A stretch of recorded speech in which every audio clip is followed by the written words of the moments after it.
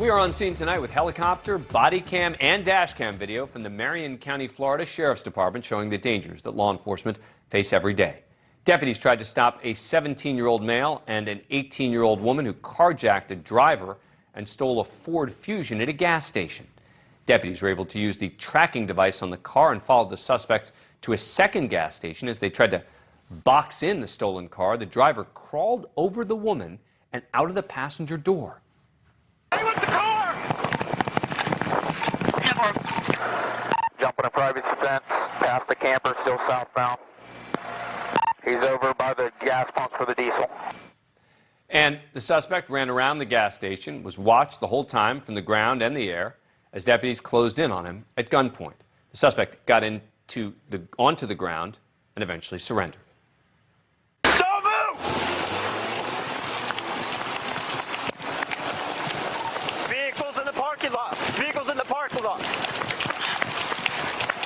The vehicle's taking a 10-8. They're going eastbound 484. So Tanya Denson, who'd been in the passenger seat, got behind the wheel, pulled out of the gas station onto a highway. With deputies following, they noticed the car had blown out tires, but Denson kept the chase going. All right, they're doing a U-turn coming back westbound, Kilo, on 484. Just caused almost signal 4. Still creeping westbound now, back towards the interstate on 44. After the suspect forced a car off the road, she drove towards an intersection and nearly crashed into a pickup truck. Denson sped up, hitting 70 miles an hour. Westbound 135th Street from 301. All over the road, almost in the grass, so I don't know if the tires are going flat or what. All right, in the ditch, still westbound, slow speed. The tires are definitely coming apart on it. Coming to a stop here in the middle of the road. 13 minutes after the chase began, Denson stopped the stolen car and surrendered. Both suspects were charged with carjacking, among other crimes. Joining me, as always, is Sean Sticks Larkin, retired Tulsa Police Lieutenant. Sticks, you can't escape a chopper. No, that's the luxury of working for a department that is large enough to have one, if not more, helicopters because of situations just like this. You know, we talked about the GPS device that was in the car that led officers to the location.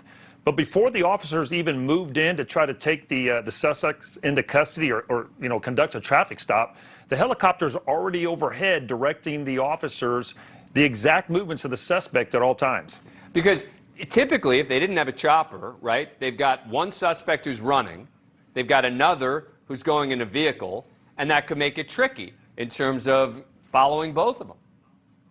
Yeah, exactly. You know, in the helicopter, you're going to have a pilot and you're going to have what they call an observer. One of them is obviously responsible for flying the chopper, and the other one does exactly that. He controls the FLIR system or the camera that focuses on the suspect or a suspect vehicle, and then he's the one doing all the updates. So exactly this, the driver bails on foot and runs, the helicopter maneuvers over there, and then when the female takes off in the car, once they've got the driver and suspect, they transition right back to the pursuit.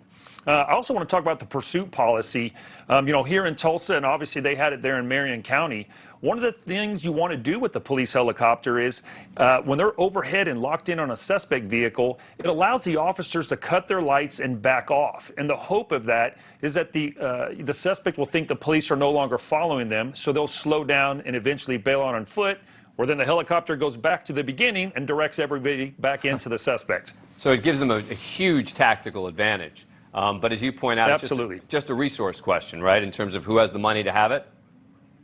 That's exactly it. Obviously, the choppers themselves are very expensive. The fuel itself is very expensive, but it is a huge, huge asset to any department that get their hands on one. Yep.